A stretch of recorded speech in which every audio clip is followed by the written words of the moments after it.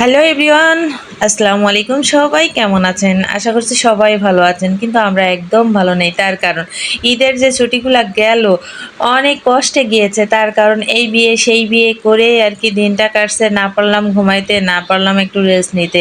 যাই হোক, একটা বিয়ে পার করার সাথে সাথে আর একটা বিয়ের আর কি আয়োজন চলছে। বিয়ে খেতে কার না ভালো লাগে?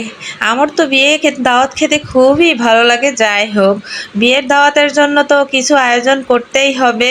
তো আমি আজকে বাজারে গিয়েছিলাম। বাজারে যে এই গিফটটা কিনে নিয়ে আসছিলাম, আর হাতে সময় একদম ছিল না, যেহেতু ডিউটি শেষ করেই আর কি গিফটটা কিনে নিয়ে আসছিলাম।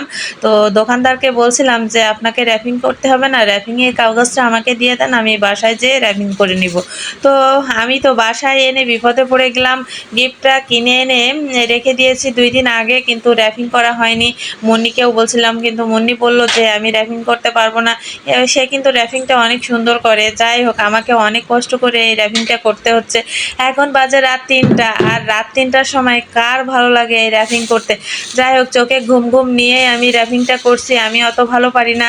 তো যাই হোক, যেভাবে হোক র্যাপিংটা শেষ করেই তারপরে ঘুমাতে যাব। কালকে আবার বিয়ে, সকাল সকাল আর কি বিয়ে বাড়িতে যেতে হবে। পাগলের মতো বসে বসে সারা রাত ধরে আর কি র্যাপিং করতেছি, আর এই র্যাপিং করতে আমার পুরা 2 ঘন্টা লাগছে। তার কারণ ওই যে বললাম না, আমি আগে কোনোদিন র্যাপিং করি নাই। ফাইনালি আমার কিন্তু র্যাপিং হয়ে গেছে। তো গাইস, কেমন হয়েছে অবশ্যই কিন্তু সবাই কমেন্ট করে জানাবেন। আর একটুখানি বাকি আছে, সেটা আর কি মুন্নি যাই হোক ঘুম থেকে উঠে গিয়েছে। সে একটু ঝিম মারছিল, তো আমি বললাম আমাকে একটু টেপ কেটে দাও, আমি বাকিটুকু শেষ করি।